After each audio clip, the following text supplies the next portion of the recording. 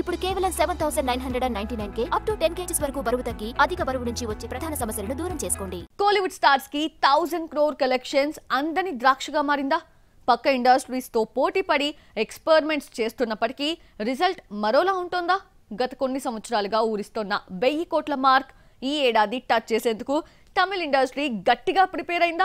Bollywood, Tollywood, recently ఎదిగిన శాండిల్వుడ్ కూడా taste చేసిన 1000 CR కలెక్షన్స్ మేము టచ్ చేసి కాలరెగరేయాలని ఈగర్లీ వెయిట్ చేస్తోంది కోలీవుడ్. ఆ దిశగా ప్రయత్నాలు చేస్తోంది. బిగ్ హీరోస్ తో భారీ బడ్జెట్ తో భారీ ఎక్స్పెరిమెంట్స్ చేస్తున్న 1000 కోట్లు మాత్రం అంతని ద్రాక్షగానే మిగిలిపోయింది తమిళ స్టార్స్ కి. విక్రమ్, సూర్య, కమల్, రజనీకాంత్ ప్రయత్నాలు చేస్తున్నా ఆ మార్క్ ని టచ్ చేయలేకపోతున్నారు. కానీ ఈసారి కూలీతో ఇండస్ట్రీ రికార్డులు సృష్టించాలని అనుకుంటున్నారు తలైవా. లోకేష్ కనగరాజ్ తో కలిసి భారీ మల్టీ స్టారర్ సినిమాని దించుతున్నారు. ఇప్పటి వరకు 1000 కోట్ల మార్కుకు దగ్గరగా వచ్చిన హీరో రజనీకాంత్. రోబో 2.0, జైలర్ ఈ రెండు మాత్రమే 600 నుంచి 800 కోట్ల వరకు వసూలుని రాబట్టుకున్నాయి. ఇప్పుడు తలైవా అందుకోవాల్సింది 1000 కోట్ల టార్గెట్.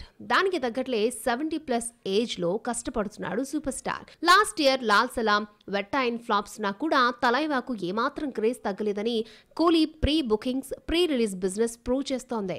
సౌత్ లోనే కాదు, నార్త్, ఓవర్సీస్ లోనూ అడ్వాన్స్ బుకింగ్స్ తో ర్యాంపేజ్ చేస్తోంది కూలీ. వరల్డ్ వైడ్ గా అడ్వాన్స్ బుకింగ్స్ లో 50 కోట్ల మార్కును దాటేసింది.